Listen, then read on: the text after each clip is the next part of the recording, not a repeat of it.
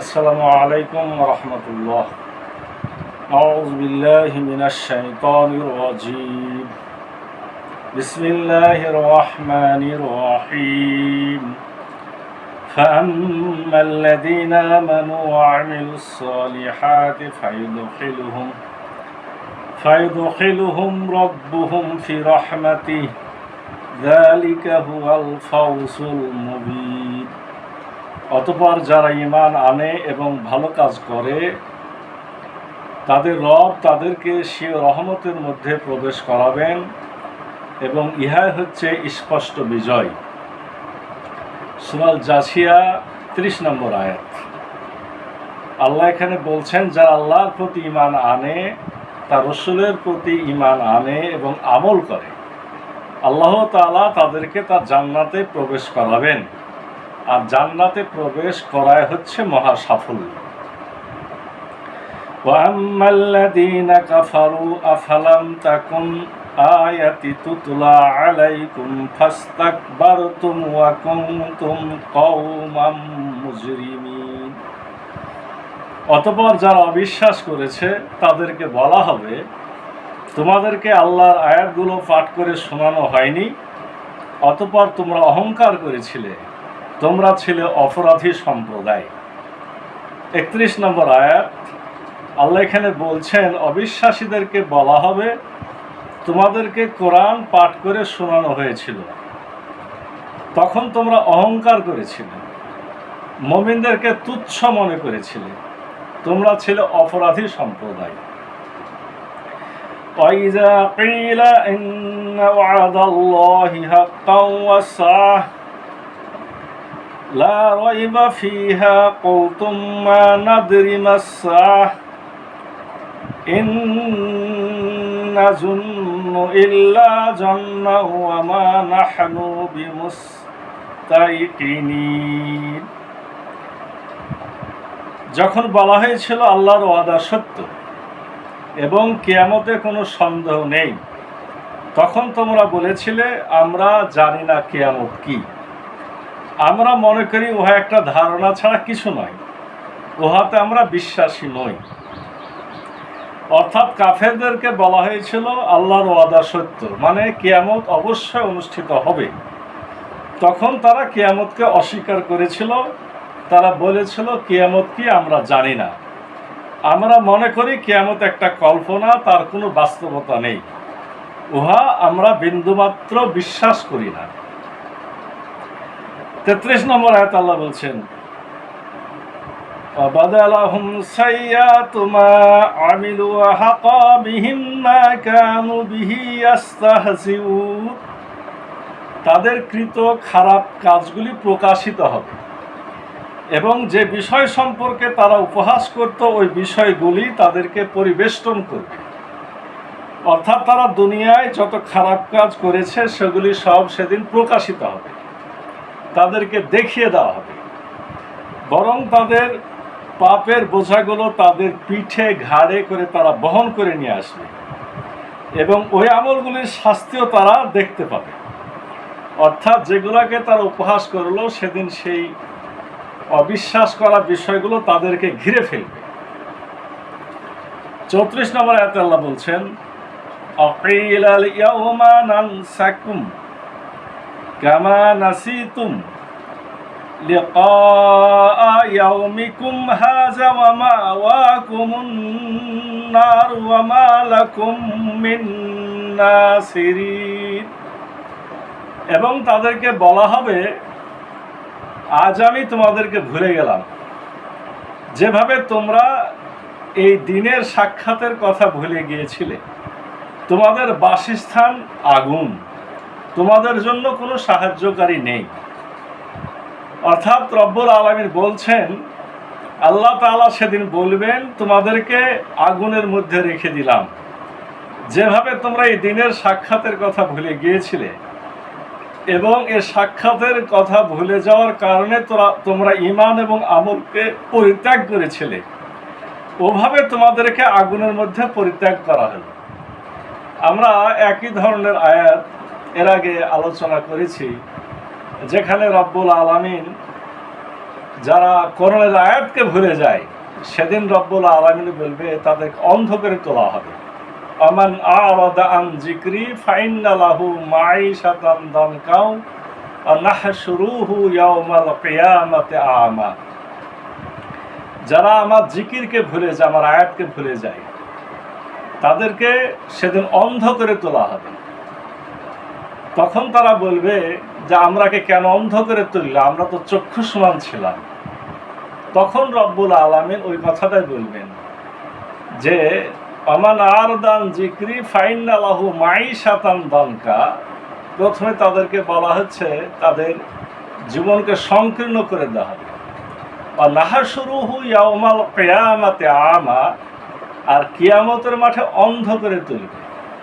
ক্বালা রব্বি লিমা হাশারতানি আমা।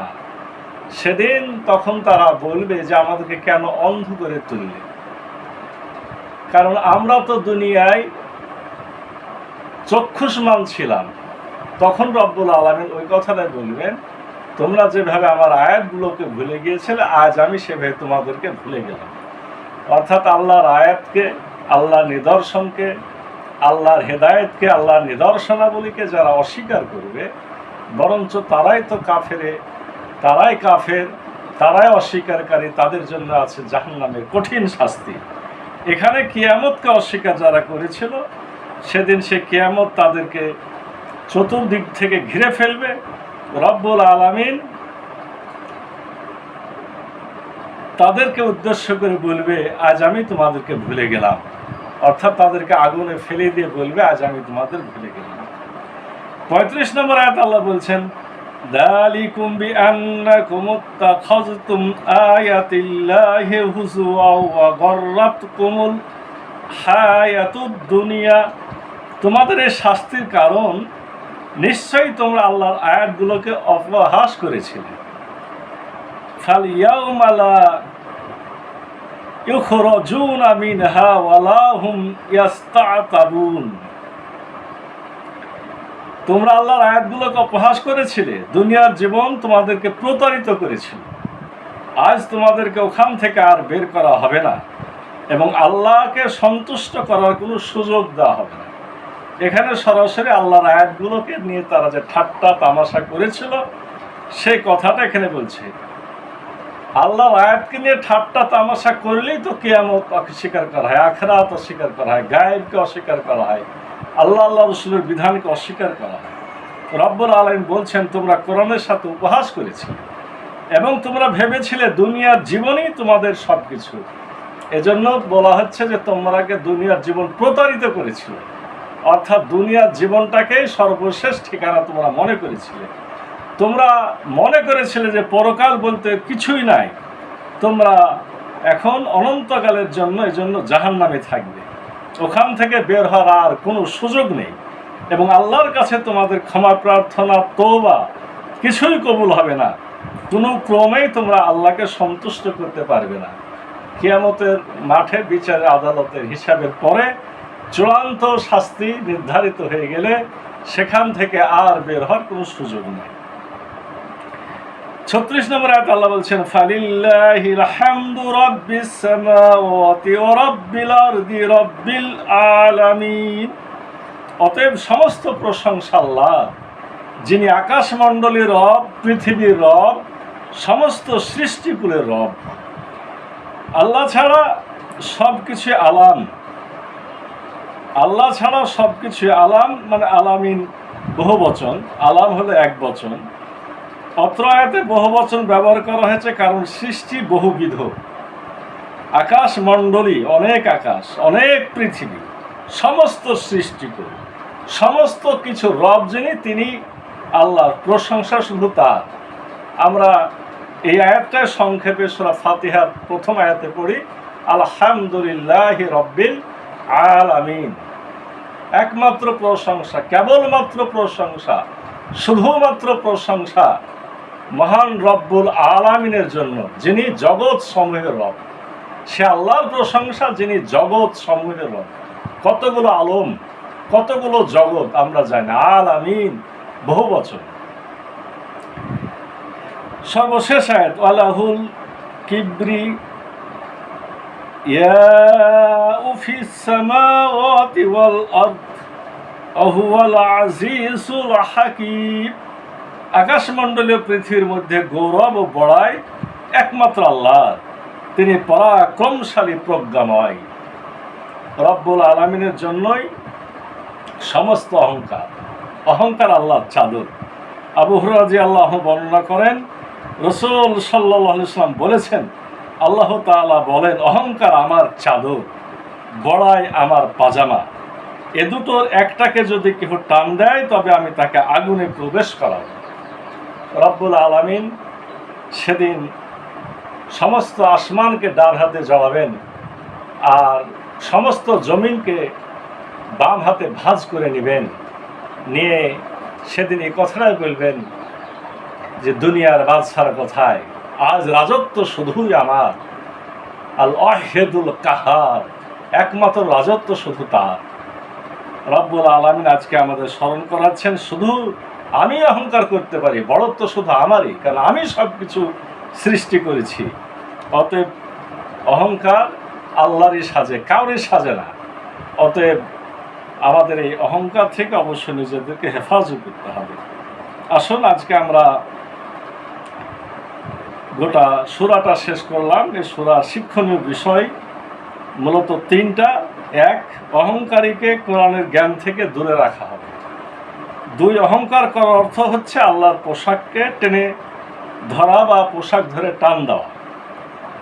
আর তৃতীয়, আমরা শিখলাম যে অহংকার আল্লাহর বৈশিষ্ট্য, এটা মানুষের বৈশিষ্ট্য নয়। রব্বুল আলামিন আমাদের আজকের আলোচ্য কয়েকটা আয়াত সহ এই গোটা সূরার সকল শিক্ষা আমাদের গ্রহণ করে সেভাবে আমাদের জীবন জিন্দেগি গঠনের আল্লাহ তৌফিক দান করুন। সকলে বলি আল্লাহুম্মা আমিন। আসসালামু আলাইকুম ওয়া রাহমাতুল্লাহি ওয়া বারাকাতুহু।